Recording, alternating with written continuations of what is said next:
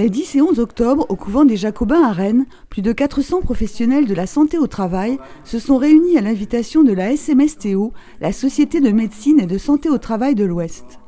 Au programme de cette édition 2019, un sujet majeur du monde du travail, le stress, et ses concepts sous-jacents, le harcèlement et le burn-out. Il fallait effectivement trouver un sujet qui fédère tout le personnel des équipes, mais surtout trouver quelque chose de différent de ce qu'on propose un petit peu partout.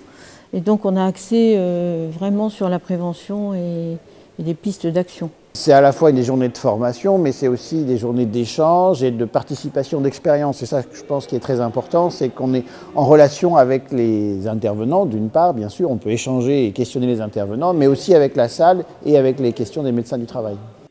La ST35 est depuis longtemps partenaire de la SMSTO, mais cette année, le choix de la thématique, les risques psychosociaux, a eu une résonance toute particulière. Nous avons une activité sur le bassin rennais qui est essentiellement une activité tertiaire.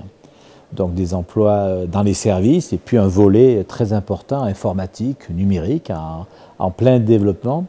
Et donc nous sommes sur des secteurs d'activité où en termes de risque, il n'y a pas de risque lourd au sens physique.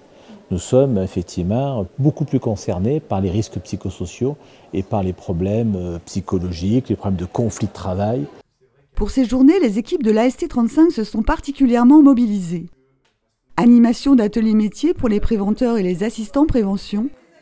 Communication sur leurs dernières études, par exemple une présentation de la charte RPS des consultants, créée dans le cadre du plan régional Santé-Travail Bretagne. La charte RPS constitue en fait un réseau de consultants, notamment sur le bassin breton, qui s'engagent à respecter un certain nombre de principes d'intervention, notamment approche centrée sur le travail, approche collective, un certain nombre de principes liés à la mobilisation des acteurs. Ils doivent aussi participer à des réunions annuelles et d'échanges de pratiques. Ces rencontres qui ont rassemblé des spécialistes de nombreuses disciplines ont abordé le vaste champ des risques psychosociaux sous des angles très différents.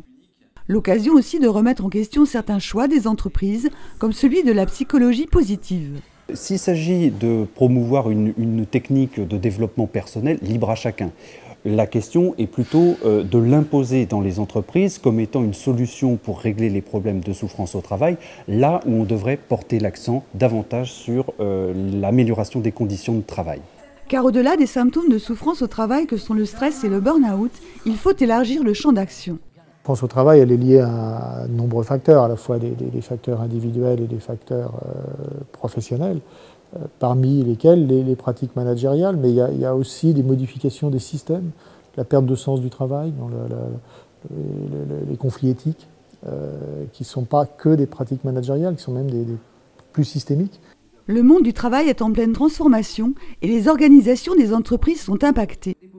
Les équipes santé-travail adaptent logiquement leurs actions et leurs démarches de prévention pour apporter des réponses aux nouvelles problématiques des employeurs et des salariés.